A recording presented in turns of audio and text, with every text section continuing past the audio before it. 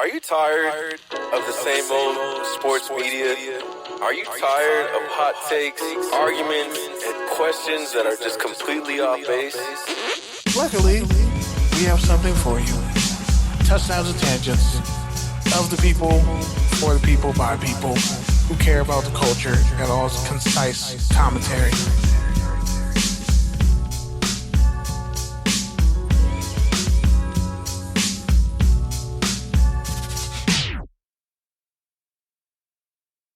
Yo.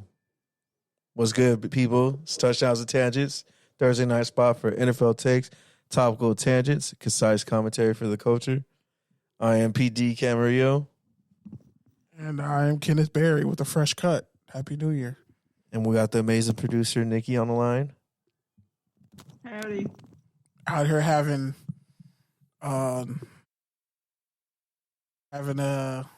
what's that word they use in therapy? Out here having breakthroughs, having sports memory breakthroughs. Something like that, more like breakdowns. You know, you got to break down to break through the bullshit. Or minutia, whatever. All right, so first shit we got to talk about.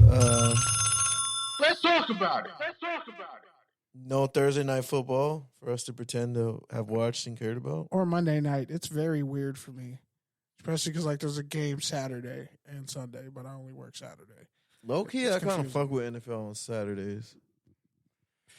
Now that college football is practically over. The Friday game wasn't that bad either. Yeah. It's kind of better than Thursday. Tell that to people who work. Yeah, it was kind of better than Thursday night. Tell that to people who work those games. I mean, it doesn't feel too great. Get one more day than Thursday. I think do we get time and a half? I don't know. I got to check. But yeah, it feels good sometimes. So yeah, moving on. News from the week. The Bears locked down the number one pick after the Panthers lost. So shout out to Chicago. There's a rumor saying that they're not going to take a quarterback because Justin Fields has played so hard.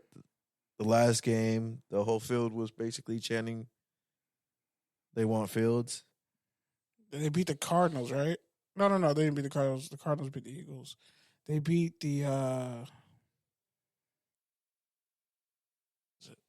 Was it Green Bay? No. That wasn't the Packers. They Packers. played Green Bay this week. They beat somebody who was trash. I don't think it was the Titans. Some team with a sorry defense. Cost me a fantasy league, but whatever. Oh, I don't want to talk about fantasy. The Falcons. There we go. The Falcons. Dog Jesus. walked. And it would have been... Or Drake London. Atlanta's going quarterback. And I didn't even start Khalil Herbert in my league. Let's just not talk about it. Got some money. We recouped some of it, but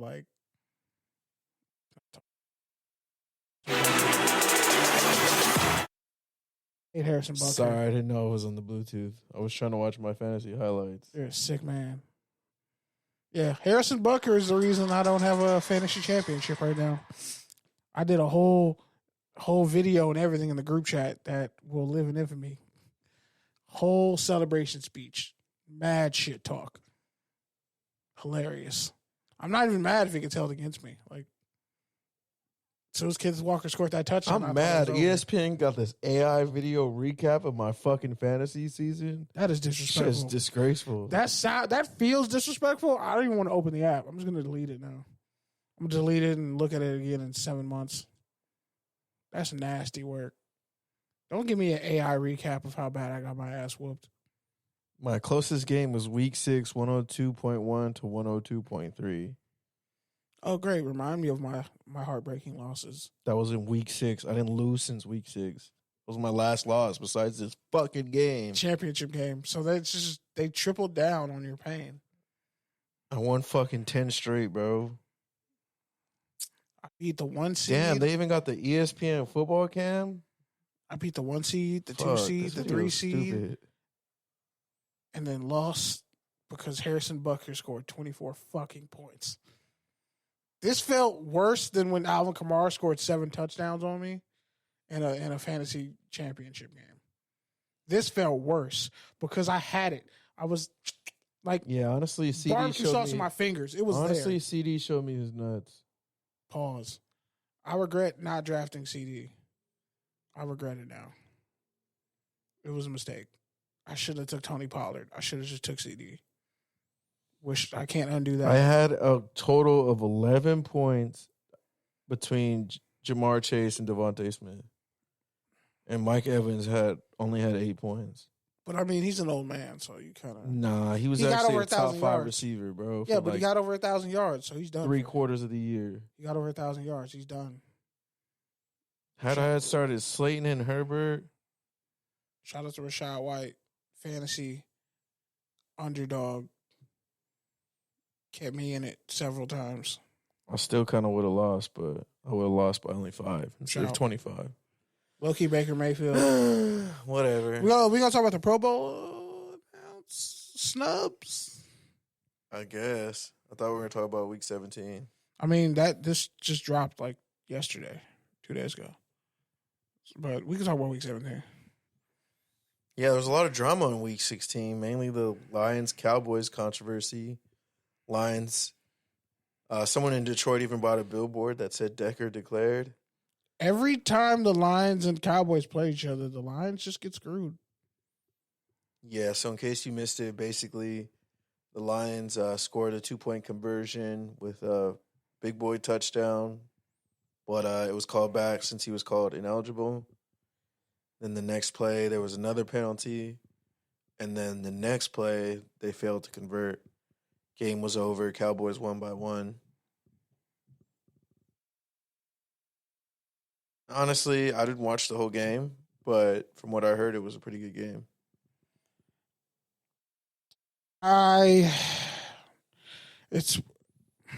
Nikki, I'm sure you watched it. What do you think? I don't know why they didn't just kick the field goal. Not gonna lie, like I think it's a bit cringe just because I mean the officiating in the whole game was like some of the worst I've ever seen in the entire NFL in all of my years watching it. Like right before that happened, there was a tripping call on I want to say Hutchinson. Aiden Hutchinson stuck his foot out. Huh? I said Aiden Hutchinson. He stuck his foot out. No, he didn't. Someone stuck their foot out and tripped him. Oh, And yeah, he yeah. fell. He had the ball. I'm thinking of a different clip. My bad. No. You got it. So someone pushed their leg out, tripped him. He fell. But then they called the tripping call on him. And then the Lions got the ball back because they were about to kneel it out and the game was about to be over. But that lack of first down that call went at, they had to kick it. And so then the Lions get the ball, drive it down, get a touchdown, and then the 2-point conversion thing happens. So is the officiating atrocious? Yes. But like they shouldn't even have been in that position in the first place. Like they had that game lost if the refs weren't like literally less than Bush League. You know what I mean? Yeah, pretty much.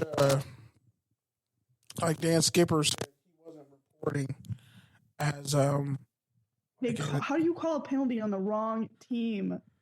Like I feel like in that case, you should be able to correct it. Like they should turn around and be like, "Oh, sorry." Actually, like even the announcers were talking about it. Like when they got back from break, they like replayed it and showed how they called it on the wrong team. How do you call a penalty on the wrong team? It happens more than you think. But in that case, though, right? Like Yeah, but case, that's crazy. That's kind of why. Shit. That's kind of why the league can't really come out and ever really admit how bad they screwed up because that just opens the door for everything. Mind you, Pete and I watched the index card game. I watched the index card game and didn't get an aneurysm. If you have to use an index card to see if somebody got a first down, they didn't get the first down. Always went on to win that game.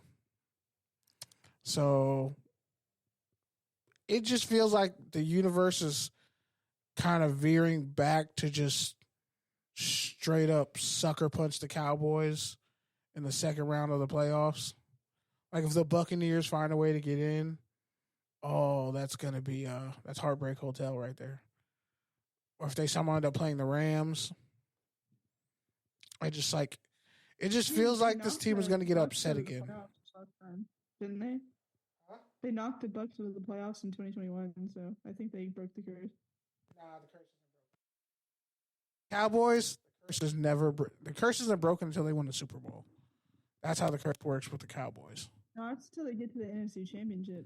And then what happened? I mean, I haven't been to the NFC Championship since I think my since I was born. I was like 3. Yeah, it was like 95. Sucks to suck, baby. I mean, that's the problem. Like, if the Lions remember that and just say, "Oh, we're just biting their fucking kneecaps off," and then honestly, if you take away that busted coverage and that 92-yard touchdown to CD Lamb, are the Cowboys that much better than the Lions? They couldn't run the ball. I don't know. Dallas should be worried. They shouldn't be resting on their laurels at all. It should be spaceship ass tight, no oxygen in there. Like it should be. I better not see y'all cracking jokes and smiling. Like we got to go on the road in the playoffs, which is crazy. It's like it's. If they beat Washington on Sunday, they get home field advantage. Number 2 seed. Which is crazy because the Eagles kind of choked a lot. But, like, if the Eagles win, then it's mute, right? No, because the Eagles lost to the Cardinals, and so they have the common tiebreaker now. Oh, yeah. So now, basically, the Eagles fumbled the division, pretty much. They did. So if the Cowboys win Sunday against the 4-12 Commanders, then they get the number 2 seed and home field advantage all the way until the NFC Championship.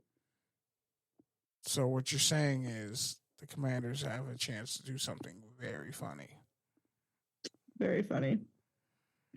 It's going around, like between the Rams and the Lions potentially.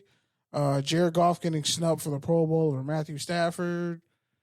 Somehow Budda Baker made a Pro Bowl over Antoine Winfield, which I just don't understand. I mean, they want to talk about the Pro Bowl so bad, bro. Because the snub was egregious. How you have no picks, no sacks, no forced fumbles, no any goddamn thing. And Antonio Winfield Jr. Bro, nobody cares about the Pro Bowl anymore. Last year, they couldn't even get anyone to play in the fucking game. Yeah, but this year it's worse. I don't think Amon-Ra St. Brown got snubbed. If you only got 4 receivers, Puka Nacua had one of the greatest receiving seasons ever for a rookie wide receiver. Like, damn near Randy Moss adjacent almost. Not quite, but close. I'm just saying, like. They should just have a 7-on-7 tournament with a all-star team from each division. Bro, they only took 3 safeties this year. It was so bad they only took 3 safeties. Just have a 7-on-7 lineman competition for each division. Happy ball. And just go. I want receivers running routes. Sure, you could have a. I want corners pass rushing. I want quarterbacks rushing the passer and getting smacked in their goddamn chest by a fullback. That's what I want to see. Dog, should fullbacks even be in the Pro Bowl anymore? There's only like 6 of them. There's only like 6 of them in the whole league. That feels like blasphemy right now. I'm just saying, there's only like 6 of them, bro. Bro, Patrick Ricard will whoop your ass. There's only like 6 of them. Bro. There's literally only like 6 fullbacks. Alec Ingold will literally stomp you out. Like, if anything, it should just be an extra tight end. I mean, I don't know why there's running back. I don't know why there's 3 running backs, 2 tight ends, 4 wide receivers. They did, for the AFC, they did 2 free safeties, 1 strong safety. The NFC did 2 strong safeties, 1 free safety. I don't know what the fuck they're thinking. Like, go look, just Google Antoine Winfield Jr. stats. He's like the only DB in NFL history to have 5+ sacks, 5+ interceptions. I think he had a couple touchdowns, forced fumbles, and he also had like 55 burgers, 55 shakes, 55 sodas, 55 whatever the fuck. I don't know how it goes.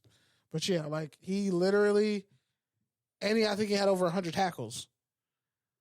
So it's like he had a defensive player of the year caliber season, but he plays in Tampa Bay, so nobody pays attention.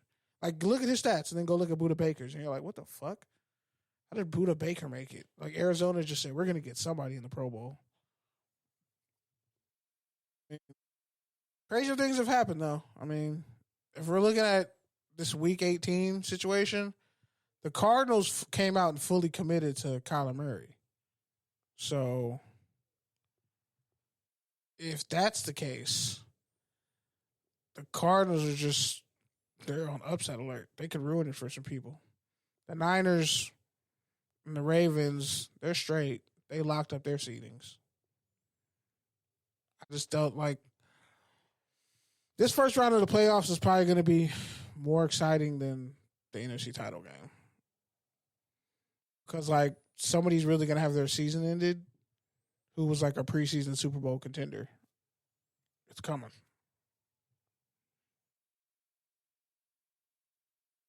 Yeah. So, next, got anything? What's up? Bro, I don't give a fuck about the Pro Bowl. Oh, no, I was done talking about it. Oh, okay. I was just meshing it in with Week 18 and, like. Can I just say this? What was all the the cats point? who made What the was Pro the Bowl. point of having a fucking Week 18 if the players aren't even playing? Because Like, that there's shit's 3 dumb. preseason games. That shit's dumb. Because there's 3 preseason games. That shit's dumb. Well, they got what they wanted. Is there really anything even up for decision? I mean, there's like one wild card spot in both games, Somebody's parlay. both conferences. Somebody's parlay gonna hit this week, and they're gonna become legend. Bro, there's a lot of parlays. Or fuck now. There's a lot of fucking like pick'ems. There's not a lot this week because there's a lot of people not playing and a lot of fucking That Chiefs side secondary players playing, and like even the sports books don't even want to put money up on anyone because it's all unpredictable. That Chiefs parlay looking nasty. These games are going cheaper than fucking preseason games, bro. And the disgusting part is I bought tickets like a month ago and I should have just waited. But yeah, fuck the Raiders. Especially with the Raiders out of the playoffs. But honestly, I'm kind of excited because of that, because like that means there'll actually be like real fans there. Won't just be a bunch of Broncos and corporate and fucking people trying to party. Will there though? Oh yeah, there will be. I mean, I guess if you're gonna travel all the way and pay for all this, I would. It's not even expensive at all. It's like super cheap this week. The hotel room's like $60. Yeah, but I'm saying like, are you paying like fucking field level prices, or is that even discounted because we're not making the playoffs? All the tickets are cheap, bro. Solid. All right, so yeah, week 18, we got Bills, Dolphins, division title game. Browns, Bengals. The Browns are already locked in. Bengals got an outside chance. They need like hella help. Broncos, Raiders. I think the Broncos also need hella help, but they're pretty much out. Raiders are officially out. Never lost to the Denver Donkeys So since they've been in Vegas. otherwise, injuries, bunch of rest. Lamar Jackson, Brock Purdy, Matt Stafford, Pat Mahomes, all resting, which again, I think this is going to be an issue moving forward. Humphreys, A. Flowers. Because how you going to have all, how you going to, so the thing is, like, to buy a ticket, like, if you're a family, like, you got to buy that shit like a year in advance. So imagine you bought a fucking ticket to this Chargers-Chiefs game, thinking you're going to see Mahomes one time he's here all year, in what should have been a divisional fucking championship game, but really it's just a fucking crapshoot. Like, A meaningless game. the worst part is it's probably going to be a competitive game. That's the worst part. Yeah, you're gonna It's actually probably get going to your be money's like worth. 27-24, like down to the last score. Some bullshit. So don't you just enjoy the experience And at that Khalil point? Mack will probably have fucking 7 sacks and break the record. That'd be beautiful. I'd cry. I'm kidding, but I'd be happy for him. He's the only one who's still trying. He still got effort. Feel bad for the man. The man's only been on one playoff team, 2. And they should have won that Bears playoff game, but They should have won the Jacksonville game, too. The Kickers choked. Won the Jacksonville game, too. The man still balls out, and he's been on how many sorry-ass teams? He's been on a lot of sorry-ass teams. All of them? Minus those 2 playoff teams. Can he get to the Ravens? Can he find a way to get to the Ravens before his career? There's a lot of people talking about he might get bought out or cut, so it's a Buy him possibility. out and just run to Baltimore. Just run to Baltimore. All right, college football. Oh, God, there's so much. So much college football. The USC Holiday Bowl audio, right? Look, I did. You did. Okay, I played it. I thought I was tripping because, yeah. So I was at the Cotton Bowl in Texas, Arlington. I stayed in Irving. Shout out to that hotel, the Westin. Great place, really nice people, fantastic service. Yeah, it was probably one of the worst. It went from like the greatest Cotton Bowl ever last year, USC Tulane, to one of the lowest scoring Cotton Bowls ever with Ohio State and Missouri. Missouri had their consensus All-American running back, Cody. Why am I totally spacing on his last name? Damn it. Yeah, pretty much Missouri won 14-3, and crazy because like Marvin Harrison Jr. didn't play. Not only did he not play, they essentially had a quarterback, Devin Brown. He wore number 33. I already knew it was a bad sign because why is a quarterback wearing 33? Kyle McCord had left, hopped in the transfer portal. So they were down a QB and down Marvin Harrison Jr., who was their entire offense. So you factor that in. Brown gets hurt early in the game, first quarter, gets his ankle bent up nasty on a sack. And then the second sack he got hit, like, I thought like he was unconscious because he got hit so hard with so much force, like his body was just went limp on the field. Then they eventually got him off the field. He walked off, ankle in shambles, didn't come back in the game. Ohio State has a freshman QB come in from North Dakota. Bless his heart. He tried. He got his ass torn up by that Missouri defense. And they just, like, this is the first time Ohio State hasn't scored a touchdown. It's like 2016 or some crazy shit like that. Like 20. Jeez. It's been that long, like, since they haven't scored an offensive touchdown. 3 points. You also got to connect to the Bluetooth. I'm on the Bluetooth. Definitely not. Oh, shit. All right. Well, Ohio State did have a bright spot. Their defense was playing great. They just got broken down in the end. Mizzou made some plays. Brady Cook had over 100 yards rushing, their quarterback. Cody Schrader, the consistent All-American, where he was like one of the all-time leading rushers, I think at Colgate or something like that, some college that he was at before. Then he transfers to Mizzou as a walk-on, earns a scholarship, and then becomes a consensus All-American at Mizzou for like insanely crazy. Has over 100 yards rushing and a touchdown, and it was truly beautiful to see. Definitely gonna get a Senior Bowl nod. Dude's gonna be dope. So, I got about 6 different interviews. I'm only going to play about 3 because I still got to get to the national championship game stuff. So, yeah.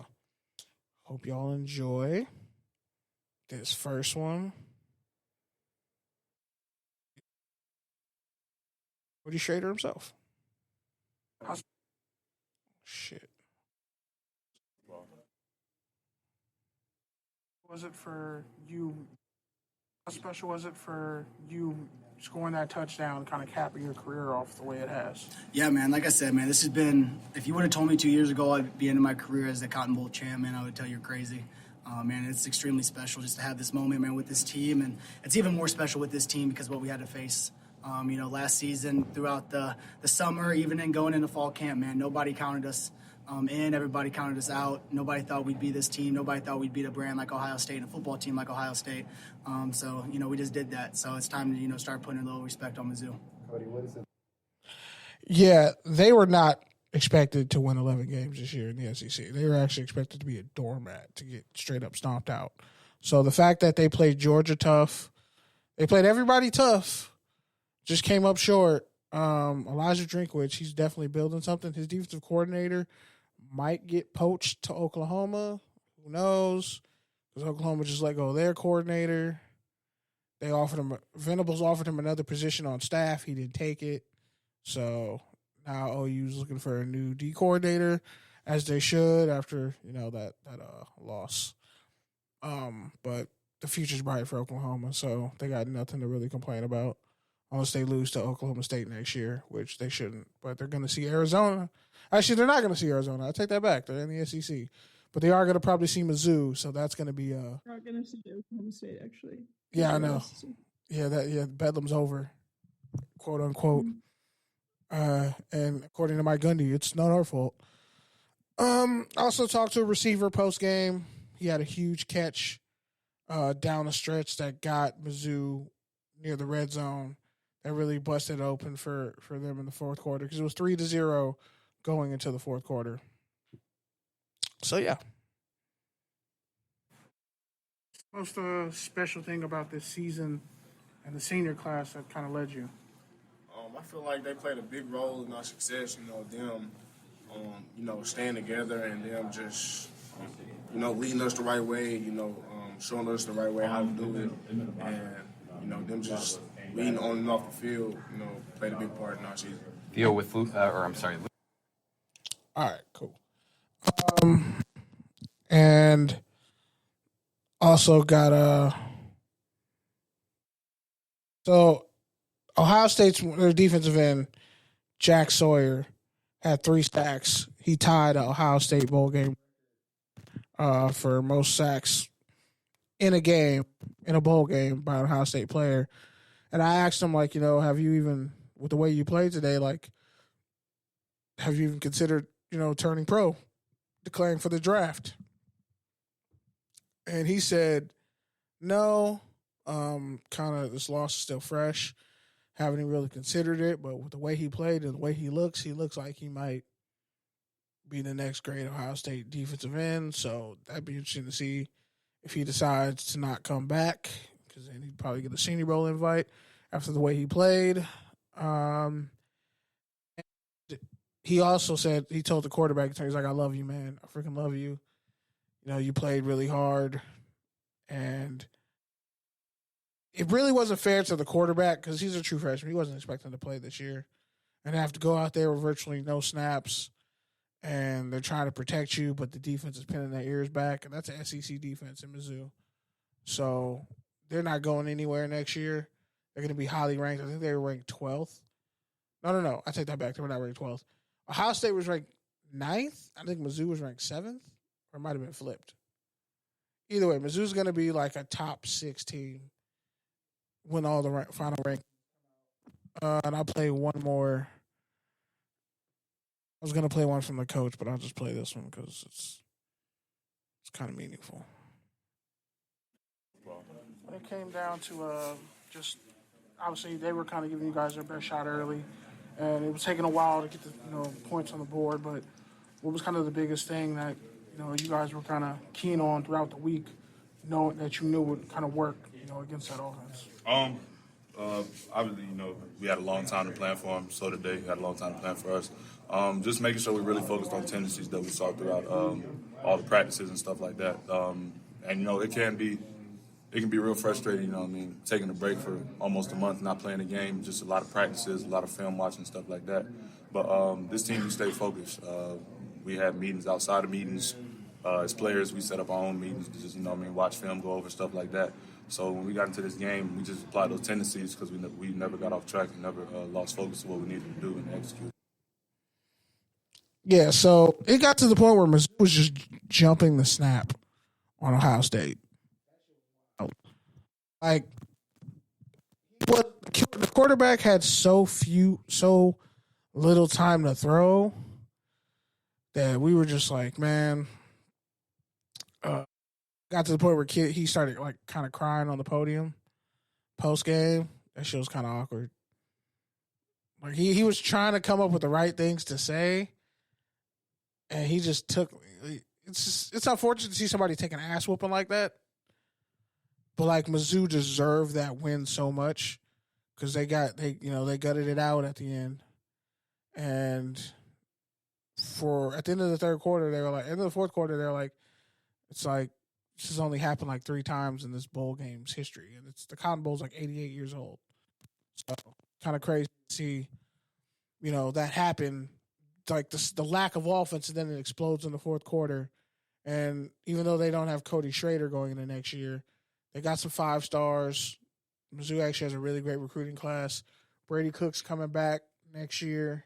They're losing a couple guys, but that Mizzou team is going to be a problem next year. They might actually push Georgia for the SEC title. I could see it. And they might shock somebody and beat Bama. So, on to national championship news. I was on a teleconference earlier this week with Michigan and Washington. Got credentialed to cover the week instead of the game. So, that kind of was bittersweet. But I can say I covered national championship week. So I talked to Michigan quarterback J.J. McCarthy, and I talked to Michael Penix Jr. and defensive end Braylon Trice. By the way, had a monster game against Texas, even though Washington almost gave that game right back. Their starting running back Dylan Johnson got hurt, and so pretty much they could have just took 3 straight knees and ended the game, but they ran the ball. He gets injured. Coach pretty much said that he's been fighting injuries all year.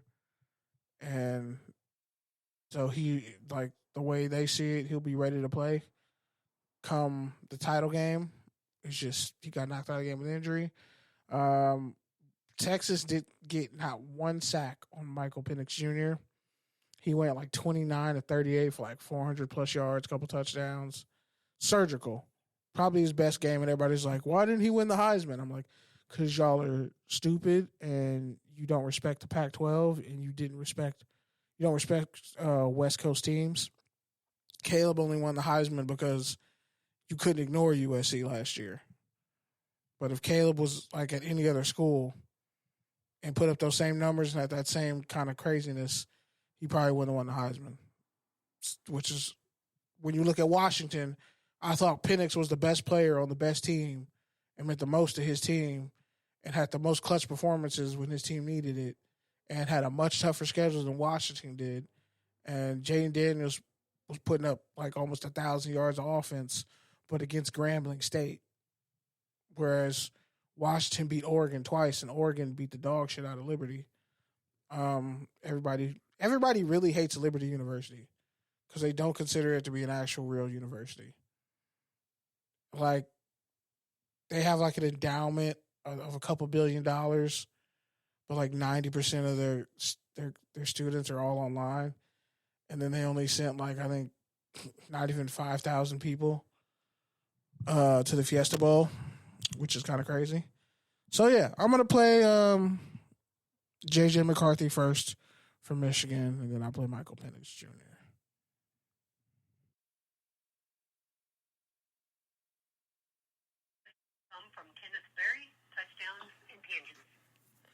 Good morning, JJ. Congrats. Good morning. Thank you so much. No problem. And so, obviously, other quarterbacks have kind of gotten more shine nationally. So, how does it feel for you being in this position, leading the drive to get past Bama, despite, your contemporaries probably getting more credit, or national acclaim for their production this year?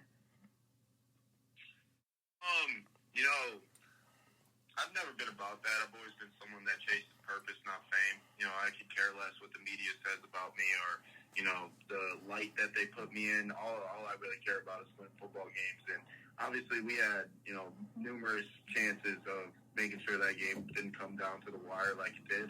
And, I'm excited to get in the film room today and look at that and, correct our mistakes and learn from all the mistakes we made. But, at the end of the day, it's about winning football games no matter what it takes. And I could care less, what comes of it, what other people think about me or, what they view me amongst the other quarterbacks in, this class right now. But, all I care about is winning games. Most def. And in regards to film, how many times have you had a chance to kind of sit down with Tom Brady and break down film while in Ann Arbor?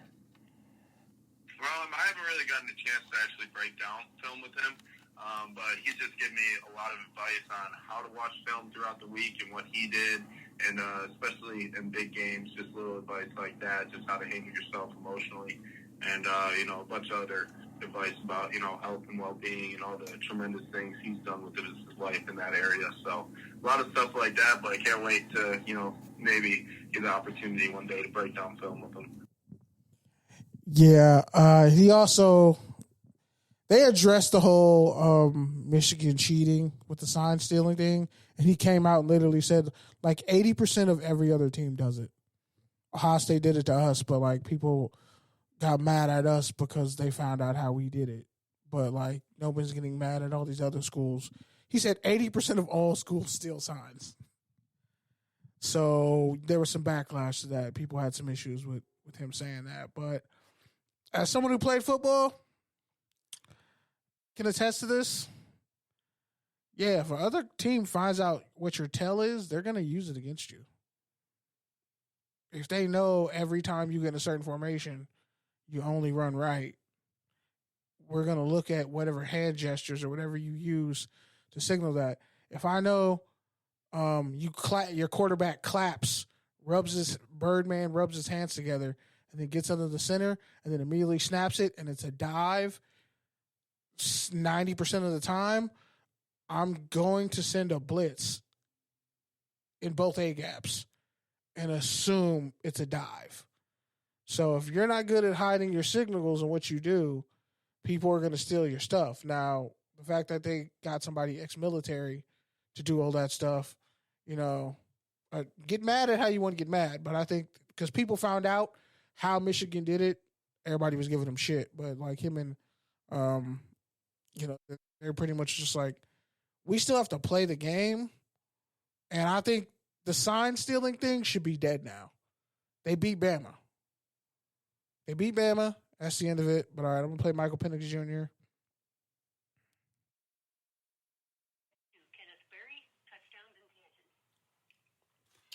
Congratulations to both of you. How has it been knowing obviously nobody really opted out, and with all the success that Coach Kalen has had, could easily probably, be looking at the NFL, but everybody's kind of stayed down through this journey. How special has that been for you, and reaffirming knowing you chose to come back? Yeah, it's been real special. The position that we're in right now is definitely the reason that I know that we all chose to come back. We saw the vision, and we believe that we could be able to achieve the greatest things up there. So this team has been doing it. We've been on a mission, and we've just been truly blessed, But at the same time, it took a lot of hard work to get here, and it wasn't always perfect, but we always found a way to make it work. So, hats off to this team, and just our grit and our determination and our will to win each and every week. And Braylon, Obviously, you got the offensive line wins Joe Morris Award. Michigan won the Joe Morris Award 2 years in a row. How does it feel for you as a defender knowing, you're going up against the best offensive line in the country, and how much do you feel like that over prepares you for what Michigan has coming your way? Been saying it since, even for the past 3 years, be able to get reps against guys at the caliber,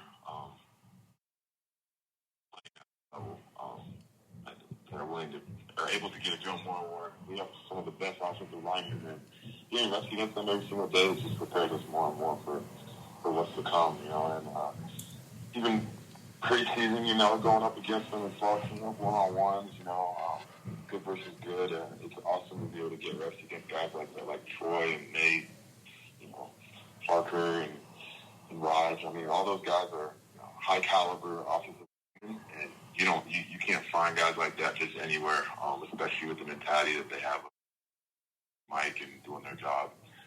So, that we have those level of guys on our offense playing O-line. And it's awesome as a D lineman to know that my guys on my side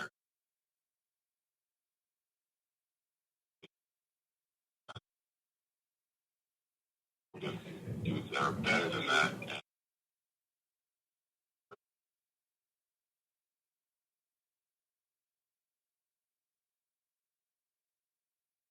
All right. So, national championship game is January 8th in Houston, Texas. People were saying, oh, we need to bring the national championship game back to the Rose Bowl. Yeah, you should. Stephen A. Smith said some dumb shit and said the Rose Bowl should be played in SoFi, which defeats the purpose of the literal Rose Bowl. But hey, sometimes people are just allowed to say shit. But yeah, I feel like UCLA should play at SoFi. UCLA should definitely play at SoFi because they don't deserve to be in that stadium. And also what you said off air. It's closer to campus. It makes more sense.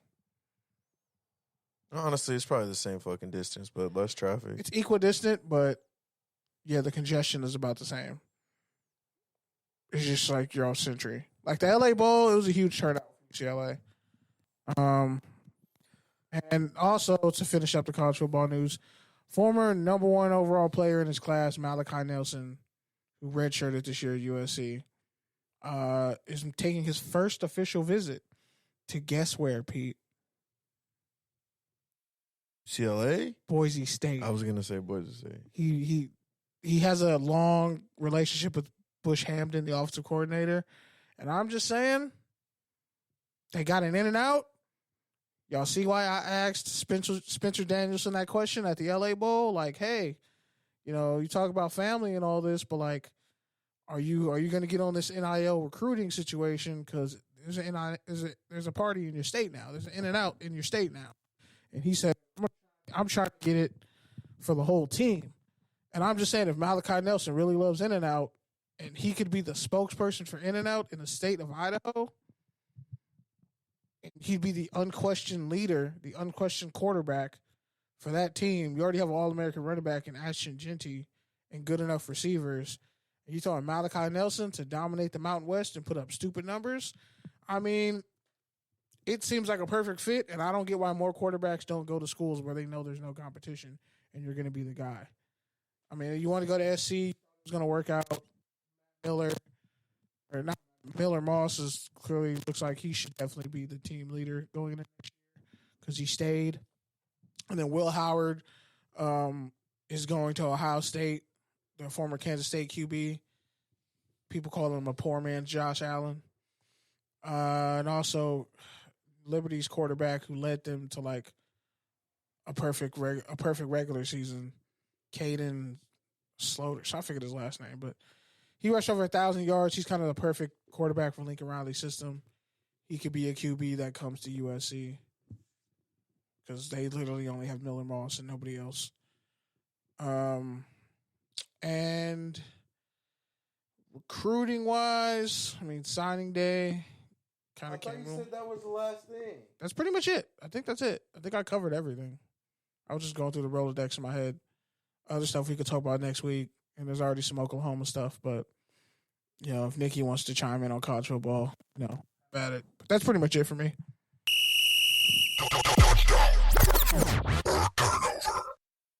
Ready, Nikki? Yep.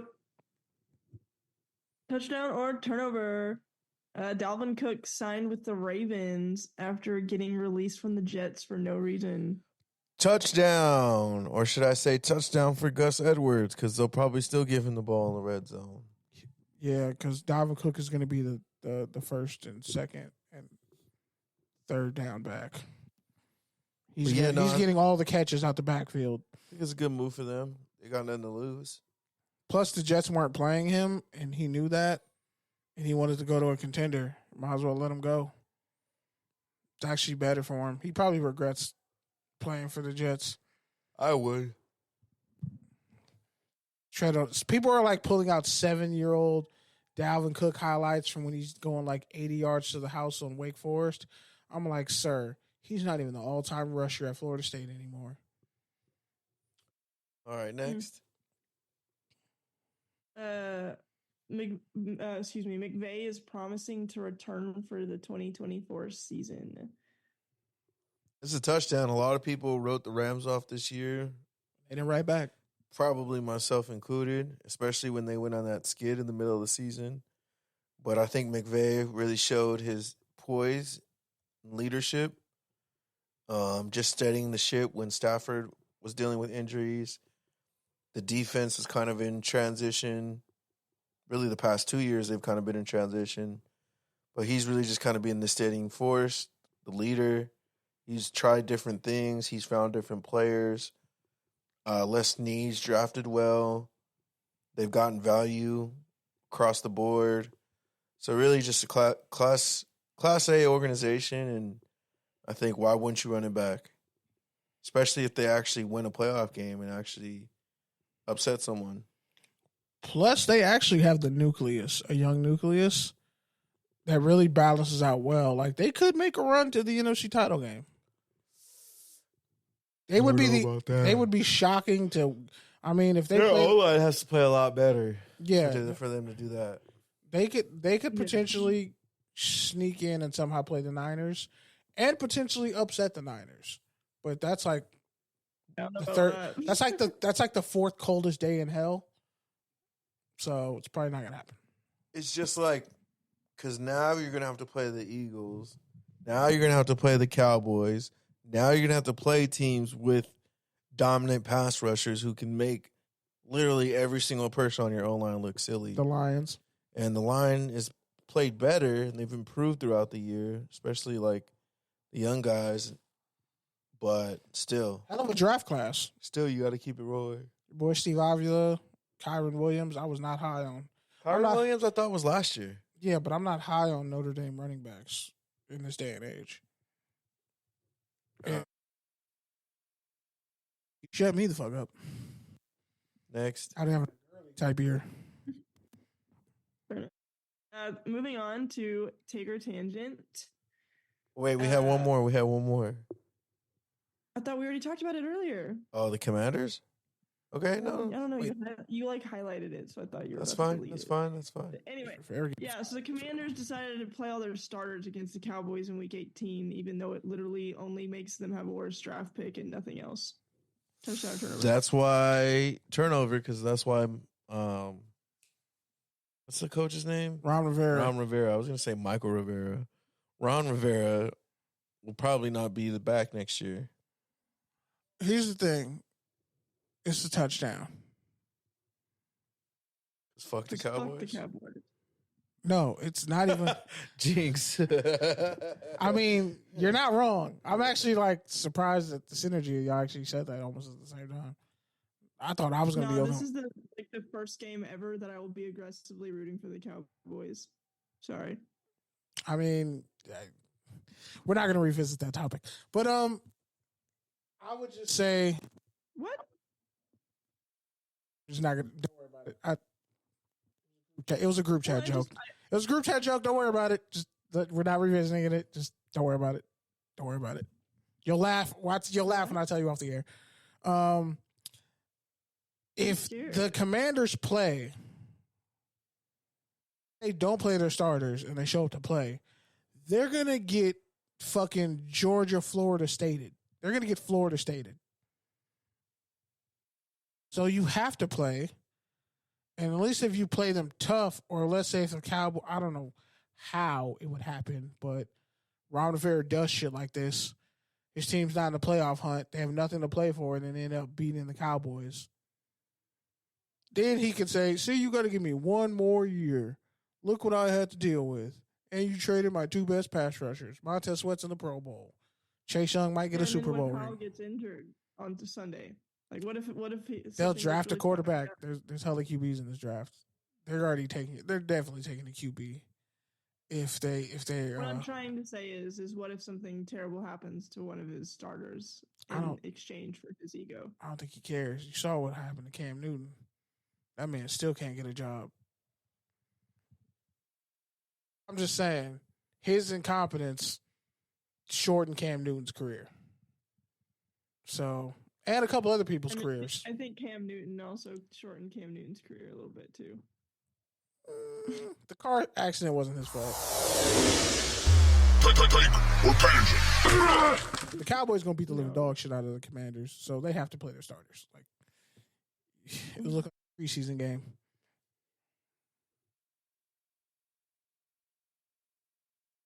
Take your tangent. All right. So I know we did talk about the Pro Bowl already a little bit, but just circling back for a second, Brock Purdy and Tua are headlining this year's 2024 Pro Bowl roster. Tua got the start over Lamar, interestingly enough, and Purdy got to start over Dak, which is much more understandable. There are only 4 teams in the Pro Bowl this year who didn't, or excuse me, there are only 4 teams in the NFL this year who didn't make the Pro Bowl or have any athletes in the Pro Bowl, which being the Patriots, the first since 2000, pre-9/11, which is crazy to think about. You got the Packers, first time since 2005, and then, of course, the Commanders and Panthers. RIP. Yeah. I don't know. It's crazy because some people are trying to like give Matt LaFleur his flowers for having the Packers in the playoff race with no Pro Bowlers, but also, I mean, fair. Jordan Love has 30 touchdowns this year. That's crazy. But also, like, his first season starting is better than Aaron Rodgers' first season starting. But also, like, the Packers, every time we've seen them, they, like, underwhelm. Like, when they're on national TV, they kind of underwhelm. So I think that's really what it has to do. Like, there's only so many people who can vote in Green Bay so many times. Like, thanks. So, I don't know. And Jair Alexander didn't help himself with that situation a couple weeks ago. So,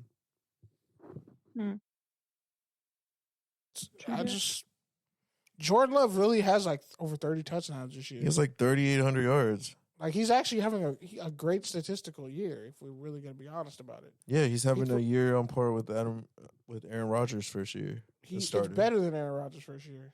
I mean, it's pretty much the same. I mean, it's like a slightly better, but there's also one more game. But like, Jordan Love isn't doing anything Aaron Rodgers didn't do. If anything, Jordan Love is, again, especially running wise, taking off and scrambling. He not even taking off and scrambling like that. Stop digging. He scored that touchdown. He did. He should be running more, but yeah, he can. It's the whole stigma. I don't want to be seen as a guy who just runs. But it's like, if you're fast enough to get away from a sack, you should probably do it. And the running backs have been woeful this year with injuries and just inconsistency. I mean, that's across the board for his skill position. And who is he throwing to? Think about it. If Jordan Love was on the Raiders, they'd be in the playoffs. Bro, stop dick eating. I'm not dick eating. You are. I'm definitely not. You are, bro. Okay, so if you're telling me, I think Jordan Love is. If Jordan Love had Devontae Adams, you telling me he wouldn't be balling out right now? I think Jordan Love is in the perfect spot right now. I think he had a good year. He didn't have a great year. Like, I don't think he deserves to be in a Pro Bowl, but He had a good year. Had a better year than Geno He Smith. progressed. He's going to have a better year next year. Like, he's in a good place. Like, if I'm a Packers fan, I'm happy with that. I'm good with that. Like, I don't need to dick eat him and hype him up and all this shit. Like, bro, he's a good quarterback. He's proven he can play at this level. He's proven he can start. He's proven he's worthy of a long-term consideration and money. Like, so that's all great. Now it's on to the next one. Like you said, put some more talent around him, retool the skill guys, and you're off to the races because you're already 500 with the guys that they have. So you don't think he would give the Raiders like 4 more wins this year? I don't think so. Maybe 2. Mind you, Jimmy G played a lot early. Maybe 2. He only played in 6 games. He only played in like 4 games. That's 4 games he would have won. No, I don't know about that. They lost the Steelers game, right? The Steelers game was this year, right? God damn, this is a long season. They lost the Steelers game. Bro, you don't need a Dickie Jordan Love, is my point. He had a good year. No, he doesn't I'm need saying, you to come no, because I think if Justin put him on a Fields, pedestal. I can take a bunch of other quarterbacks who are just good or average or just above average, put them on the Raiders. Bro, even Justin and Fields. say they would make the Raiders a better team. That's how ass the QB position was. That's all I'm saying. But like, even Justin Fields is like, well, he didn't do that for the Bears, so. Because they don't run the right offense. Nah, I don't know about that, bro. He's kind of mid. 17 touchdowns, bro. Come on. He was hurt. Come on, bro. And they don't. Come on, bro. They don't run the right offense for him. Come on, bro. There's a reason why he's going to get traded for a 3rd round pick. He needs to be running an RPO. There's a reason why he's going to get traded for a 3rd round pick. Or a second. But maybe a second. He's a starter. If you put him on the Falcons. A mid-starter. I mean, shit. A mid-starter. Maybe a franchise top 14 QBs quarterback. Okay, look at maybe Pittsburgh. A top 14 QB. Look at Pittsburgh. Maybe a top 14 That's QB. disrespectful. That's not disrespectful. So, you're talking about Justin Fields? Yeah. Are we including all the QBs on IR? In general, in the league. Okay, then that's fair. He's definitely top half. Yeah, that's what I'm saying. Like, because if we're saying top 14 now, like, there's hella starters hurt. Top 8 is a Pro Bowler. He's not a Pro Bowler. He's top 12? Maybe. In his best year. I'm just saying, like, if they ran an offense that actually suited him, be better. And if the receivers stopped dropping so many goddamn passes. Cole Kmet dropped hella passes. Darryl Mooney dropped hella passes. And then the way the offense works, they don't get DJ Moore the ball nearly enough. Because he'd go off for 150 every week. All right, let's move on. Yeah. All right, closing out, take your tangent. Devontae Adams wants the Raiders to hire Pierce as head coach.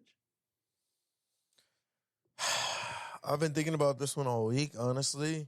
It's been keeping me up at night. I don't know. It's hard to not give him the job because he did beat the Chiefs and he did smack the Chargers, and hopefully he'll beat the Broncos this week. But also, if you asked any kid if they wanted their cool substitute to lead their classroom, they'd probably say yeah. But ultimately, it's a different role. Like, he came into, like, what he did, I don't want to take anything away from that, because he literally came in mid-season, totally unexpectedly, immediately steered the ship correctly, got everyone settled down, got everyone motivated when they were just looking like dead in the water. And so he really rejuvenated the team, brought their swagger, got their toughness up, elevated the defense. Like, he did a lot of great things. But I'm not sold on if that's going to equate to a long-term vision, especially when you consider some of the, like, smaller moves the team made or didn't make when they took over. And honestly, this team has a lot of question marks, so it might not even be a great position for anyone to be in next year. Because at this point, I mean, you're kind of really looking at a full roster teardown. Because Josh Jacobs is gone. Devontae's on the fence. Who else? They're probably going to get rid of Renfro because of his contract. Jacobs for sure is gone. I just said that. Cole Miller will probably be gone because he had injuries for the first time in his career, really. and they were like low key were trying to phase him out for whatever reason. Andre James, I think, is a free agent. He's gone. The DBs will be the same. The defense will pretty much be the same. They still need some more defensive tackle help because do they bring back John Patrick Graham? Jenkins can't play forever, and Adam Butler was lightning in a bottle. So they'll probably cash out somewhere else better. So, yeah, ultimately, I don't know. I don't know about what I feel about this one. I think I want to say, yeah, make Pierce the head coach just because I've been on the other side of the coin where we made the other decision and it was wrong. But also, I don't want the past to be an indicator for our future, especially if, Pierce doesn't really have a long-term vision. And really, part of that vision is going to be who the fuck's going to be the offensive coordinator and who's going to be the quarterback.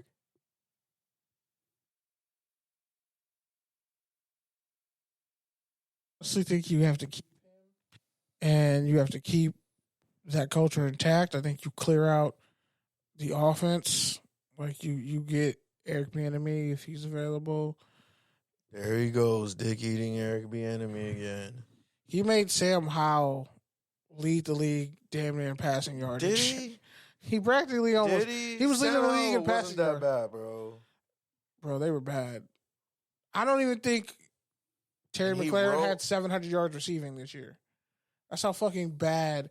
Somehow that Commanders offense, passing yardage wise, was highly efficient in terms of yardage.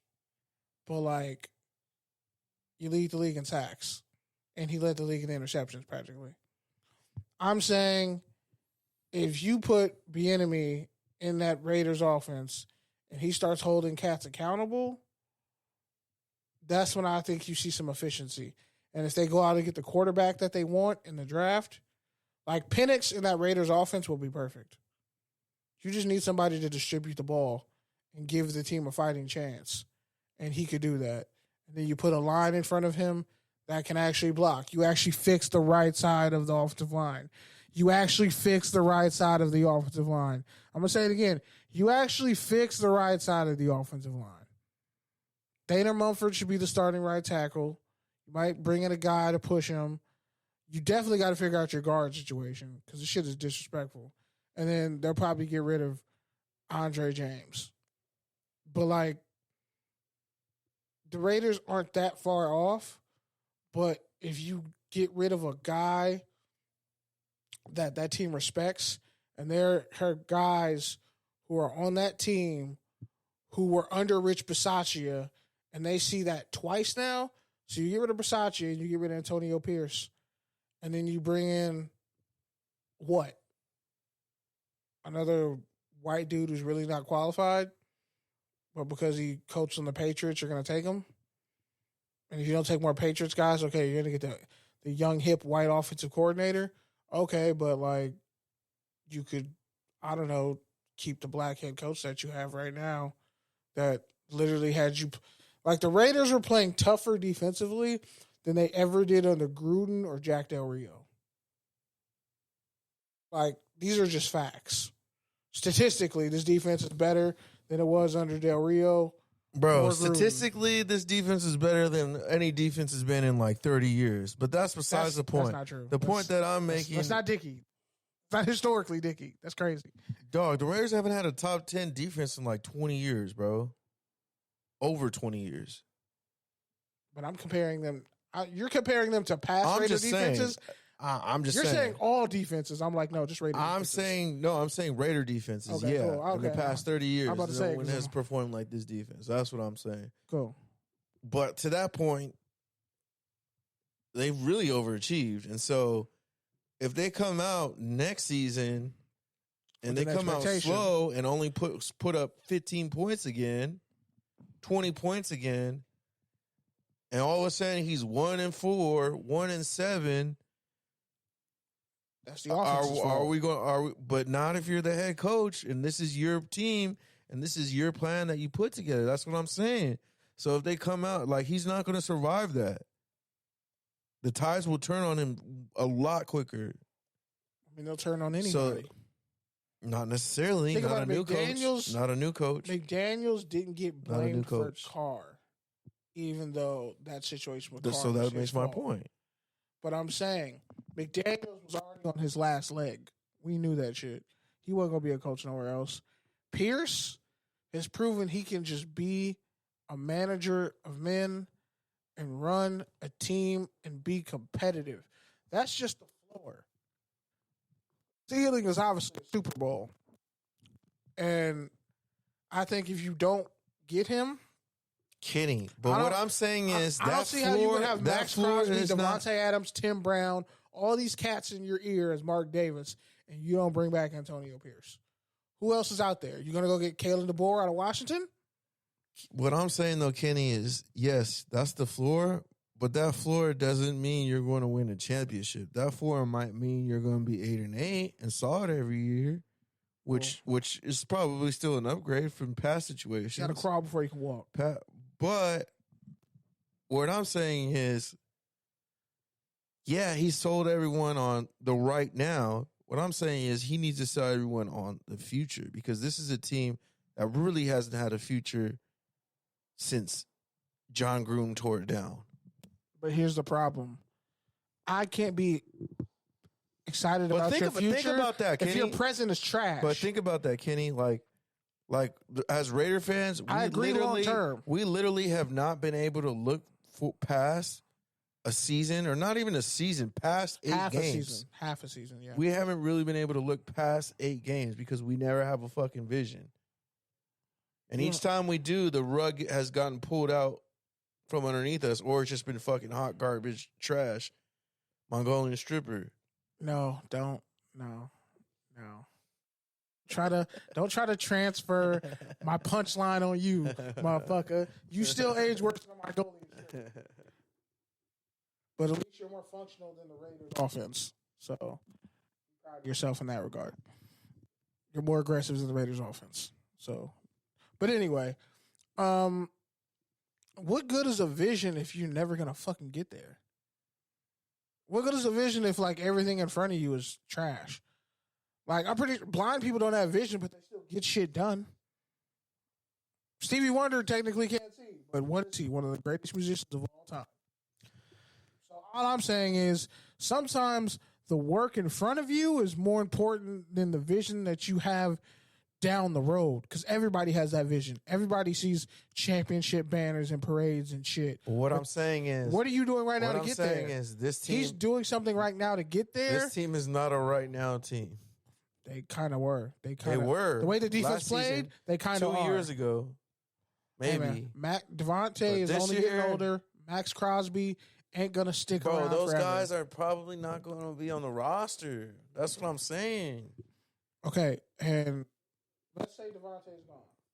Let's say Devontae and Josh Jacobs are gone. So now you have to rebuild your entire offense with a new head coach. That's what I'm saying. Antonio Pierce has to sell people that he can do that. And I'm saying, who would succeed in that position? Because if you go out and get Belichick, I don't want to hear shit else from the Raiders for the next 10 years. You're not serious about winning if you go get Belichick. He's going to tell Max Crosby to take a fucking pay cut. He's got Chargers. Second off, I could expect to be on your team for one goddamn second to fuck. I mean, that was funny as fuck. That would hey, she cooking over there. Hold on, wait. that would end the curse. No, it wouldn't. I mean, that would end the curse. No, it wouldn't. That's where it all started. No, it wouldn't. It is. We're not in the curse. Davis was gonna hire Belichick, but he hired Gruden instead.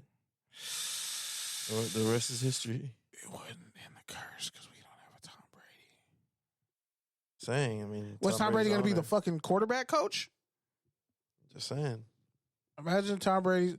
You think Tom Brady and Belichick are ever going to work together again? I'm not saying I want that, but I'm telling you, man. Okay, here's what you got to understand, though. I don't think he could go to the Chargers. Who's the highest paid player on the Chargers? Who's the highest what? Who's the highest paid player on the Chargers? Justin Herbert. Okay. Was Tom Brady ever the highest paid player on his team? No. For like just 2 seconds. Different league, different time. No. How does Belichick treat the highest paid player on all his teams? He forces them to take a pay cut or trades them. Okay, then. That's not Asante Samuel saying that. That's a lifelong Patriots fan saying that. Cowboys ties. Everybody on the Chargers, somebody's having to take a pay cut, and it ain't going to be fucking Justin Herbert. So people give the Belichick to the Chargers. Belichick ain't got the patience for that. He'll overlook everything that Herbert can naturally do, and then when he fucks up, he'll tear his head off for it. And then he'll probably ruin the morale of the offense and be like, Keenan Allen's a stat pattern for catches. I'm saying with the Raiders, you need new blood, new enthusiasm, people who are willing to grow old with this team. Because Max Crosby looks like the only guy who might retire a Raider. Everybody else is getting cut or traded. And eventually, he can walk away from his deal in a couple of years and go get a fat contract somewhere else. And then you would have developed Max Crosby as what, a 5th round pick, a 4th round pick? 4th round pick on a Hall of Fame trajectory now, and you lost him because you didn't build your fucking team. Because you just didn't want to ride the success of somebody who actually had the respect of the locker room and had the team going in the right direction. This is different. This is different than Gruden or Del Rio. This is different. Del Rio, they got lucky as fuck that year when they went 12-4. No, they didn't. They got lucky winning all those games, bro. The Seth Roberts catch. They did not get lucky. They were getting lucky teams, bro. They were smacking a couple teams. They didn't smack the Colts. They were smacking teams. They didn't smack the Colts. They're making plays. They weren't making as much plays as this year. It's different. No, the offense was lucky, bro. Who was the best player on that offense? The offensive line. Who's the best player? player? Yeah, plot twist, huh? You didn't know I've been watching all 22 for fucking 10 years, I didn't think you were going to say crazy, that. huh? I thought you were going to say Derek Carr. I would have swung on you. I would have swung on you if you said David Carr. That's fucking wild. If you'd have said Derek Carr, I would have swung on you. Like, we would have just cut the show. Could have said the dual All-Pro, You could have said Darren Waller. I would have been could have said Amari Cooper. Yeah, but you know that's not true.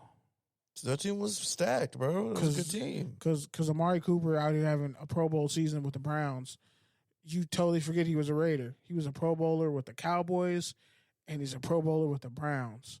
Does anybody even remember his Raider days anymore? Except Raiders fans. He was a Pro Bowler with the Outside of Raiders fans, how many people I don't know remember? what your point is. My point is people leave the Raiders to get better. Finally have a guy who's staying with the Raiders as a linebacker coach, turn the weakest position group on the team into one of the strongest, and people actually want to stay Raiders. And you want to get rid of that guy. So my whole you're gonna lose the whole team to get a coach that'll uplift the offense. So maybe. You might lose Patrick Graham. So my whole thing with this, like, I don't even disagree with anything that you're saying because you are right. But my whole thing with all of this is like, don't make a hire because you don't have any other choice. Yeah, you do. Like, that's the whole point of having an interim coach. Like, you can still go through a hiring process. So, yeah, if you're going to hire Antonio Pierce, do it because you're absolutely 1,000% sure that he's not only just the best coach for next season, but the next 3 to 20 years, bro. That's fucking ridiculous. That's an impossible task. What I'm telling you is in today's NFL. What I'm telling you is you're talking about the Raiders really having no other choice, and every time they've done something like that, it doesn't turn out well. And I don't want to be in this situation again in a year and a half or worse. Are we also pointing out? That's my whole thing. Because, again, all the shit that you're talking about is cool, but really, Devontae Adams probably not going to be on the roster next year. For sure not in 2 years. Because they don't win. Amik Robertson probably not going to be on the roster next year. Yeah, he gone. He getting paid. Fucking, like I said, the offensive line is going to change over. The receivers are going to change over. The only thing that's probably going to stay the same is the front seven. Outside of that, everything else is probably going to change. So they took an injured defensive end, 7th overall. Coots had a career year. Max A Crosby, career second half of a season. we'll call it a career year. Let's call it a career second half of the season because Fuck it. A win is he a was win. ghost that first Is a win a 5 win? games. Is a win He was a win. ghost that first 5-6 games. Man. He was getting cooked. Hey man. Some fathers disappear getting out rid the of light. Phil. Getting rid of Phil. And come back for like the back half. You saw he got game. Denzel came back, didn't he? All right, man. So can we move on? Yeah, I'm just saying you really need to. You don't get through 3/4 of a marathon and then quit that shit because you left your AirPods at the starting lineup. That's all I'm saying. Also, don't let your side chick pick out the shit in your house. Probably shouldn't. Let's. I'm just saying, like, you don't let the side chick just. You're come playing in with dangerous, and mystical forces, my friend. pick out the house. This is a bad analogy. It's not a bad analogy. It's a bad actually analogy. a great one. That's why. I'll tell you off air why it's a bad analogy. No, that's why you get mad. It's a great one. No, because that would imply that you didn't like anything that your side chick got. No, I'm just saying. Just because someone was great in one role doesn't mean they get to dictate your future. Feels like you're foreshadowing something, and I'm just saying. All right, so last one. It's not on the rundown. I'm going to say it. The Cardinals are 100% sticking with Kyler Murray next year. You got to take her or Tangy, Kenny. Well, like I said earlier in the show, Marvin Harrison Jr. bad. Or Rome Odunze. Receiver bad. So they're either going to trade now for more picks, maybe trade Buda Baker, but they got to fix that offense. And from what I've seen from Kyler Murray returning from his torn ACL, they can be a force in that division. They just got to get their shit together. Jonathan Gannon is looking like he's stirring things the right way in Arizona as far as that offense because they got a bunch of injuries too. They still need O-line. They still need a DJ Humphries just tore his ACL. Rush, and they still need a pass rush. DJ Humphries just tore his ACL. So until they get that, I don't know. Didn't they trade their pass rushers? Yeah, exactly. I don't know how much investing in Kyler's really going to do. Because it's too much money to move them.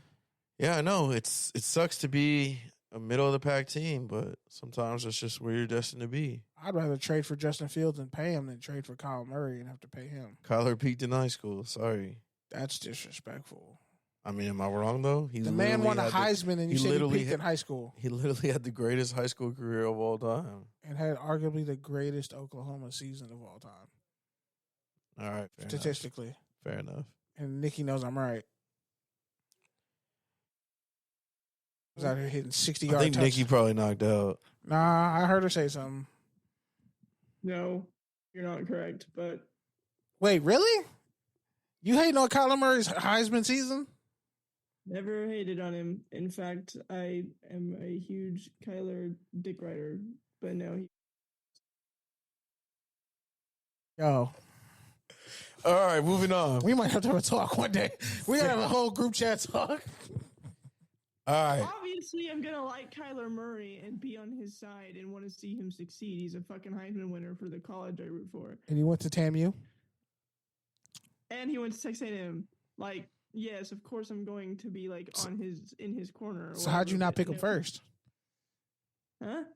It said he didn't have the best Heisman year ever. And I'm like, how did he? It was better than Baker's. Oklahoma has more than 2 Heismans. I know. I was just talking about those 2. No, you said best whatever quarterback season of all time ever. No, for a Heisman, for Oklahoma Heisman winner. You didn't say all that. You said best season as a QB, Oklahoma QB ever. Well, technically, yeah. No, technically, no. I mean, we're not counting Jason White. Fuck that. We're not counting Jason White. I don't count. He had one of the best. Or Major Applewhite.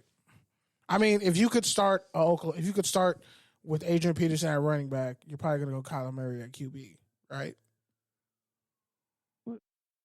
I'm saying if you were starting your all-time Oklahoma starting lineup on offense, you're going AP at running back, Trent Williams at left tackle, and then Kyler Murray at QB.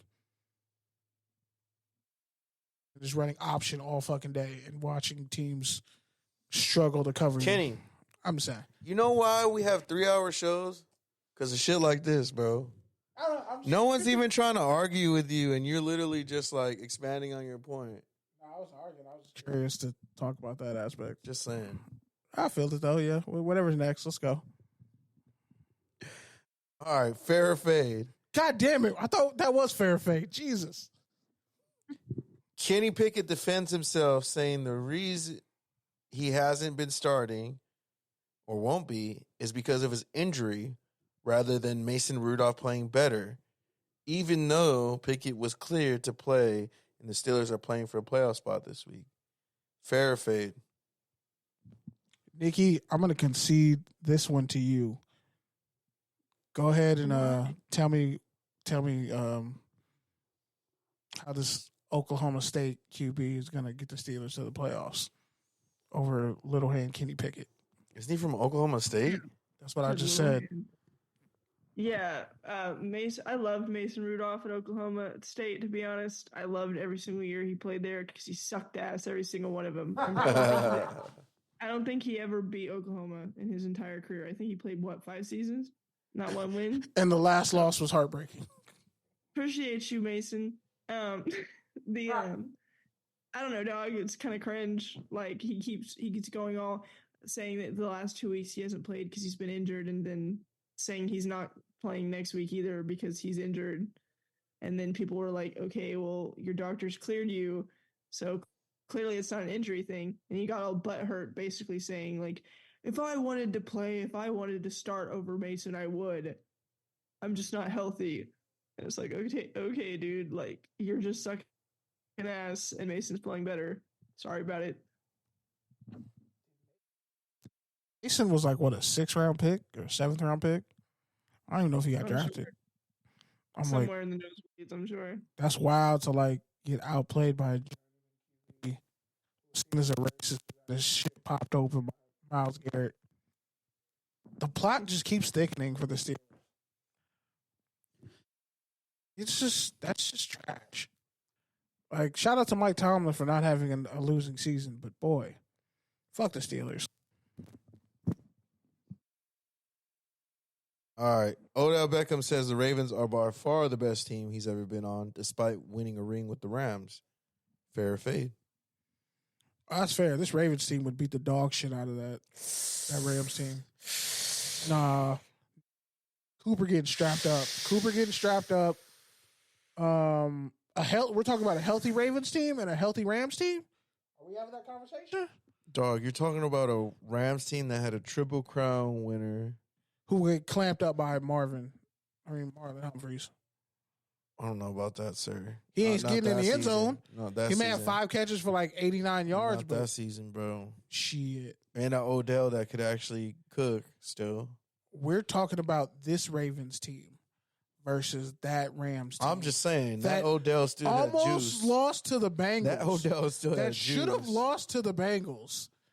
Jalen got cooked.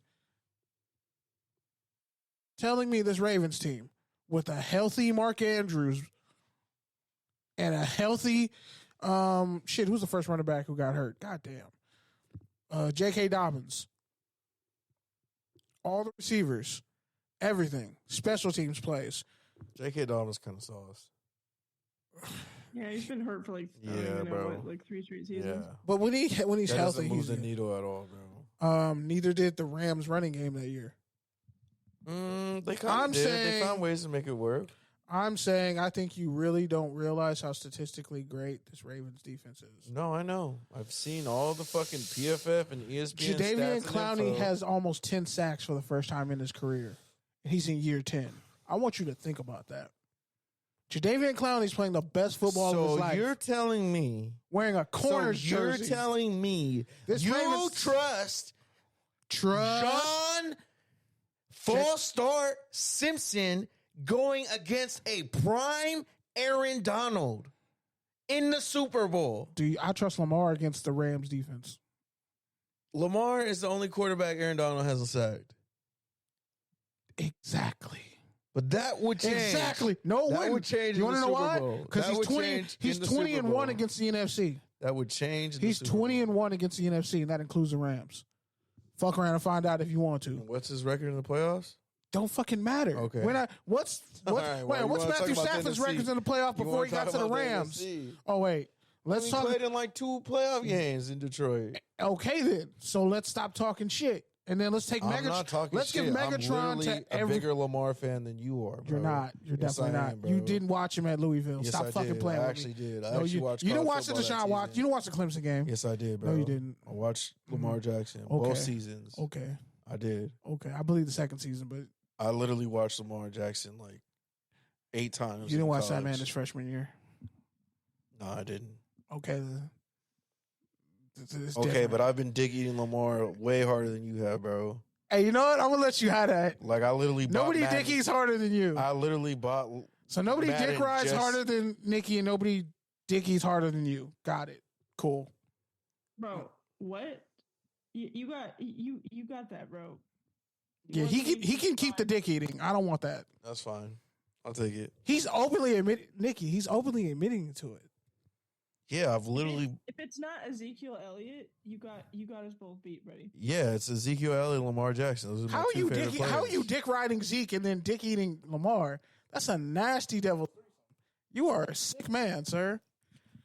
All right, moving on. Sorry, I had no talent when I see it. Fuck. This is.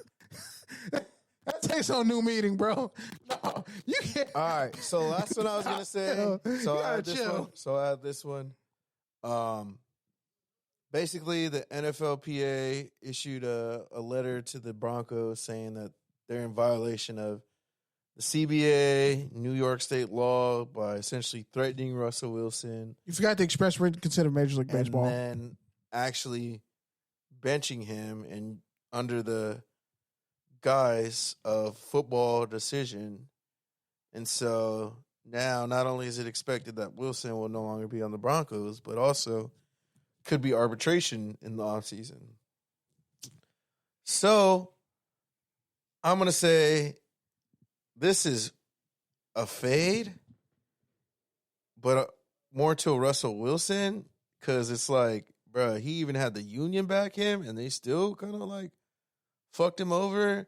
And somehow Russell Wilson is literally going to go from like the caricature fucking corny cornball that we all laughed at to like this weird like fucking martyr that we're all going to semi-root for when he ends up, I don't know, in fucking the Raiders. Some sorry-ass team. I don't think he'll end up in the Raiders, but I don't know. Somewhere. The Vikings. And that's going to be crazy because he actually was not bad this year. He was actually good. But yeah, it also somehow this crazy shit keeps happening with Sean Payton. So what's the lowest common denominator? Sean Loophole Payton. All I'm saying is Drew Brees made Sean Payton. Same way Brady made Belichick. And I have to say this. This is, I think I said this last week or the week before. This is why this is the thing that will bring Future and Russell Wilson together. Squash their beef. Like, these Russell Wilson going to the Falcons? These hoe-ass motherfuckers really trying to, you know what? He'll actually come out to superheroes and supervillains. He'll be like, you know what? Let's do it.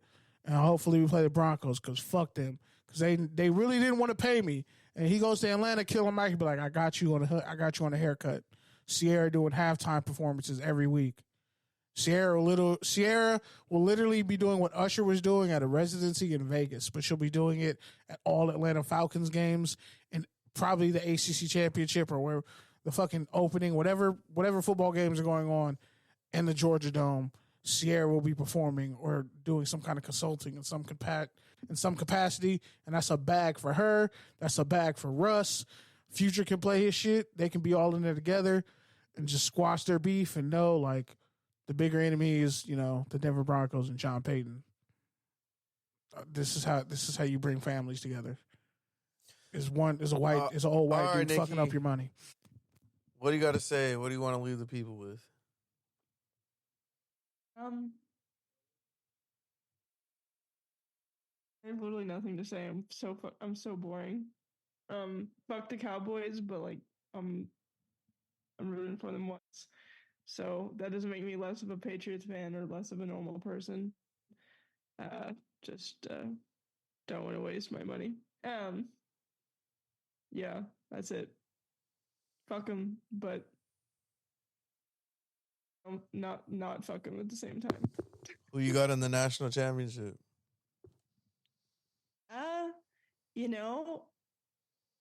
I'm thinking Michigan. I hope it's Washington, but it's gonna be Michigan. I'm so glad Texas lost. It was like the best thing I ever watched. I fucking hate Steve Sarkisian so much. He fumbled that bag so hard. Like they literally Washington handed them that game on a silver platter. Like literally got on their knees and said, "Here you go, my glorious king, Steve. Take it." and he just said, "Nah." And just I owe you guys one. Yeah. I kind of did Washington dirty on the way out. I owe you guys one. This one's for Keith Price. Yeah, I owe you guys one. Here you go. It helped me cope with the Alamo Bowl loss a little bit, so it was nice. So I don't know. I don't care either way. So just hope that Kenny has a good time. I'm actually not covering the game. They gave me the week credential and not the game credential, so I'm not going. Oh. A dream deferred. It's last Pac-12 game ever, and I'm not going.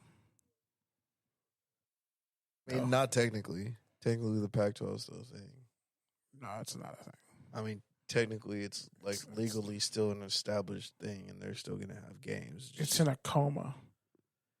It's Technically, Uma it still Thurman in Kill exists. Bill before she woke up. Technically, it still exists, is my point. It's Uma Thurman in a coma in Kill Bill So the before she whole woke up. last messaging doesn't really hold up. It's the last Pac-12 game. Sorry, Kenny. It's the first Big Ten game of Sorry, the new Kenny. year. The drama you're trying to instill is not there. Yeah, you gonna watch Oregon State CSUN games? Well, technically that'd be a Pac-12 game. So Technically, they're the West Coast Conference games, actually. And then it's confusing. It's all fucking confusing. Not really, Kenny. There's two Pac-12 teams left. There's just two of them. No, they just own the rights, but they're not going to do shit with it. It exists. It's just in a vault somewhere. It exists. This is worse than Hall and Oates suing each other. All right, go ahead. Talk. Haven't done enough today. Gee, well, fuck you too, bitch. Yeah, it was really dope to kind of finally got one of my questions in to Michael Penix Jr. I guess I'll just wait for the rest of them when we go out to the Senior Bowl. If he goes. No, I'm definitely going to the Senior Bowl. If he goes. Definitely going. If Penix goes. He's definitely fucking going. I don't know, man. He ain't got to play, but he going. Bo Nix just accepted his offer. They don't like doing that shit. They don't like to just show up and do interview shit. But they let fucking Tennessee quarterback do it last year. Hooker. Yeah, they have to. They don't. That's their policy. They don't do that shit. But they made an exception for fucking Hooker last year. They thought he was going to be a first-round pick. And also, that's also why they're letting fucking underclassmen in so that they don't have to do that. In ratings. But Caleb shows up and says, "I'm not playing." I don't know. You're not taking Caleb Williams. Kenny, that's the whole purpose of the fucking game. I agree. The purpose of the game is not to dick eat the fucking top players in the fucking playoff. But in they the do playoffs it. But that they you do it already every know. year. No, they don't. You know how much TV time they gave Hendon Hooker last? They gave Hendon Hooker. When was the last time they had a fucking They top gave Hendon Hooker number so one much quarterback, fucking TV bro? time, bro. When did they have a number one quarterback? Justin Herbert. What pick was he? He was like top 6. I digress. He was top 7. Next. Herbert counts. Fuck. No, he doesn't. Next. Herbert definitely counts. Nope, he doesn't. He definitely does. No, he doesn't. He wasn't even Probably the the first best quarterback QB they've taken. had in the last decade. Sure, but he wasn't the first quarterback taken. So let's see. Who else? Matter. Come on, Kenny. That's it. It's just Who Herbert. else? It's just Herbert. Who else? All right, that's what I'm saying, bro. I'm not going to mention Kalen Mond's name. But what I'm telling you is he's not a lock to go to fucking Mobile, Alabama. So chill. What the fuck is he going to do? go to. He doesn't need to do shit. He's going to win a championship and go to Indy and fuck around and do interviews there. I'm definitely rooting for Washington to win this game. Because they actually are going to be the last Pac-12 champions ever. So, and the only Pac-12 school to ever win 14 games. They've already done that. They could be the only Pac-12 school to win 15 games. So, I could see him coming out for interviews and then dipping. Wouldn't be surprised. Listen to me. I'm listening to you. No, you don't. But you and I both know listen to me. they changed. That's not the venue for that. That's the combine. That's not the venue for that. They want people who are actually going to play and compete. Play. Bo Nix going to play. That much. Bo Nix going to play. For sure. Give Bo Nix a chance to play. For sure. He's probably going to kill it. And Max Duggan his stock, too. Nah, he's going to definitely get an Auburn, Oregon helmet, though. He's going to go from a second round fucking French pick to a fucking 7th round pick. Nah, he's better than Max Duggan was. Max Duggan was never that good. He just was in the right place, right time. But great year. Got my hair cut today, so the year officially starts over for me. Shout out to Cat Williams. Shout out to people just coming out telling the truth the first 4 days of the year. If you didn't see that video of that dude fucking jumping over the goddamn, I think it was in Vegas. Wasn't it? Yeah, it was in Vegas or Nevada. Motherfucker soared over the judge's desk like a goddamn majestic eagle, like in falcon over Captain America's shoulder, and tackled that judge. Pretty sure he's definitely getting 15 years for that shit. But that was just a crazy video. He got up there, like he got up there, like just seeing that. Like you see people run up down on a judge in a courtroom and never get there, but he got there and was whooping her ass while other people were whooping his ass, and he just kept the ass whooping going. Like courtrooms are crazy, man. With that, don't be out here breaking laws and shit because they got new ones now. And yeah, I'm very proud of the college football reporting I've done this season, this past season, even though I'm not going to be there for the national title game. I guess my pockets kind of are going to take a breather because, holy shit, the nosebleed seats are like $1,600 for the national title game. But apparently Oregon and Michigan Michigan and Washington fans are loaded like that, so they're going to pay for it.